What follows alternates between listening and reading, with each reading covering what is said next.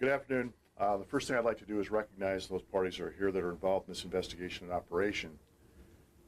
Today we have agencies from federal, state, and local law enforcement represented by Omaha Police Chief Todd Schmatter, Mike Sanders and Jim Schroba from the DEA, Douglas County Sheriff's Office, Tom Wheeler, Nebraska State Patrol Acting Superintendent Lieutenant Colonel Tom Schwarten, the United States Attorney's Office, First Assistant Rob Stewart, Assistant Attorney General, U.S. Attorney John Higgins and Marty Conboy, U.S. Marshal Mark Martinez, from the Sarpy County Sheriff's Office, Monty Dagenar, Council Bluffs Police Department, Officer Bob Britsky, Bellevue Police, Captain Dave Stukenholtz, Douglas County Attorney's Office, Deputy County Attorney George Thompson.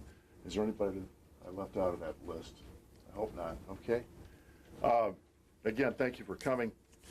Beginning in July of 2013, investigators assigned to the DEA Omaha Task Force and the Omaha Police Department Narcotics Unit began an investigation regarding the methamphetamine trafficking of a multi-pound dealer, a female person.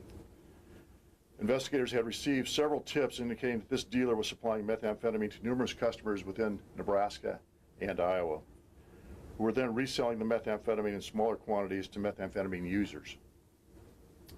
Investigators then used sources, undercover officers, wire intercepts, and controlled buys to gain evidence regarding dealers at all levels. In September of 2014, investigators seized 5 pounds of methamphetamine transported to Omaha from California. This investigation targeted the source of supply in California, the pound-level methamphetamine distributors in Omaha, the mid-level methamphetamine distributors, and the low-level distributors who were ultimately reselling the methamphetamine to users. This investigation and the results of this investigation are a great example of how city, county, state, and federal law enforcement can come together and work in a collaborative effort to achieve a unified goal of dismantling this entire organization from top to bottom. This organization received its methamphetamine from the Sinaloa cartel in Mexico, and we are working towards gathering additional evidence against those members at this time. We'd be happy to answer questions. I do have a list of individuals that we have currently charged. We have 20 people that we've charged, that arrests have been made. Most of those individuals are charged with conspiracy to distribute methamphetamine, which is a 1B felony, which carries 20 years to life. Several are charged with 1C felonies, which carries 5 to 50 years. We'll have a list of those for you if you want, rather than me read off that list of names.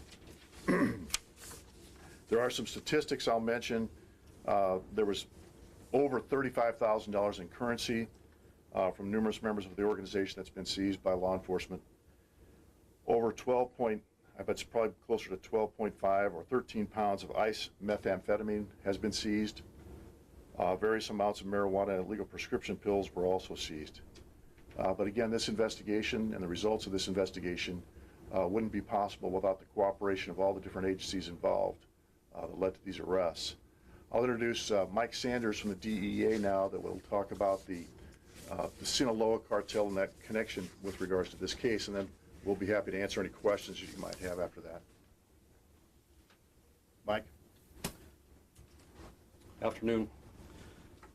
Through the investigative efforts during this investigation over the last 18 months, we were able to connect the dots from Omaha and some places in Iowa to California, Riverside, Los Angeles area. We intersected some ongoing investigations in that area, and those investigations were directly tied to some investigations by our office in Mexico City, which were targeting the Sinaloa cartel.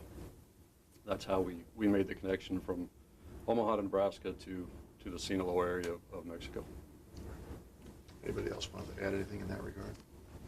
I think one of the interesting aspects of a lot of times people will question or wonder how this cartel in Mexico can influence a city in the Midwest of the United States. And this is a pretty good example of how that happens.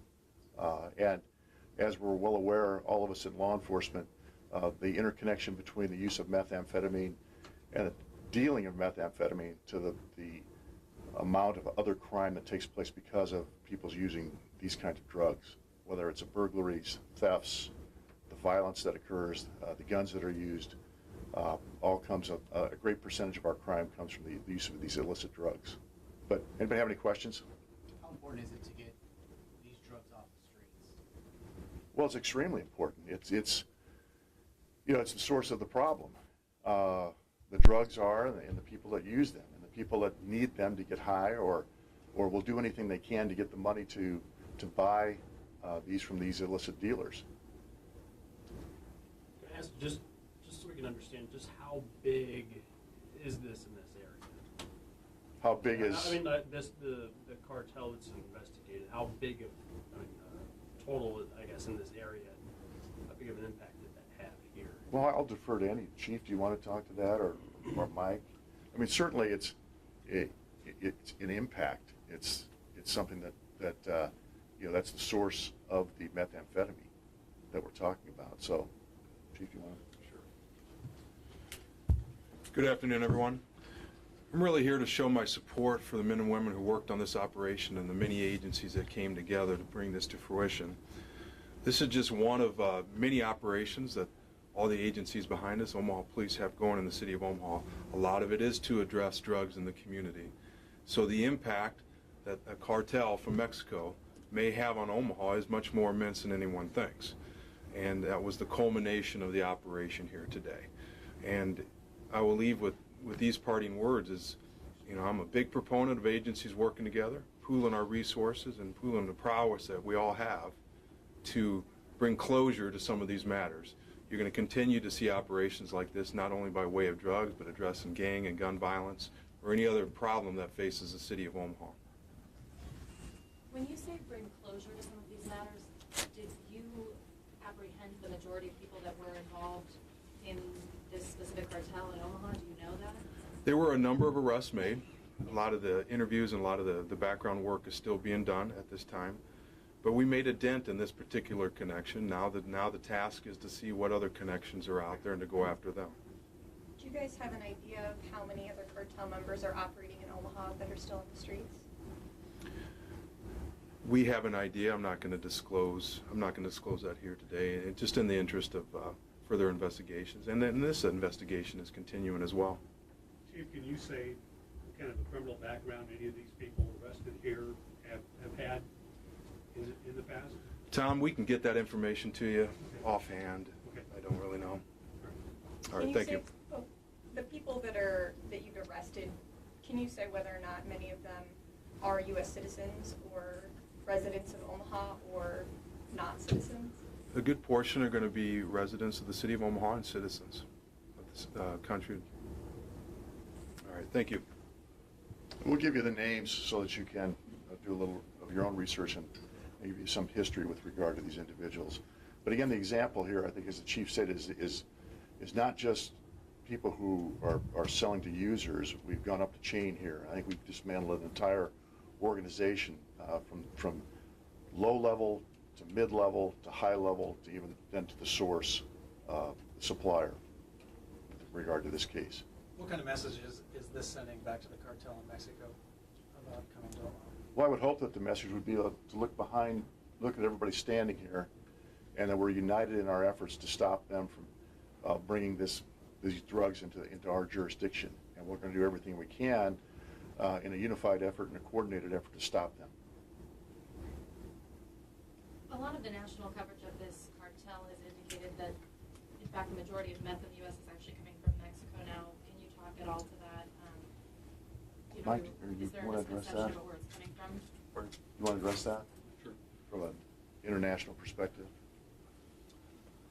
On an international level, undoubtedly the Mexican cartels have a great influence and impact on the amount of methamphetamine that's distributed within the United States.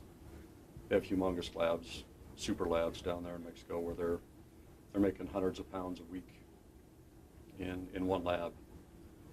They've gotten very good at their ability to perfect the process. They've hired fantastic chemists, professional chemists that come to these locations and make a product that's 90% pure, 90+% pure. Everything we're seeing nowadays is 90+% pure. It's appealing to the customers, and like I said, with the high potency and also the price drop, they're taking over the methamphetamine distribution source or functions within the United States. Do you know actually, I mean, percentage-wise, how much of the meth distributed in the U.S. is coming from Mexico? Not an exact percentage, but it's a very high percentage. Has the demand changed over the years? For methamphetamine, Yeah. I think it's stayed pretty consistent over the last 10 to 15 years or so. All right. Thank you.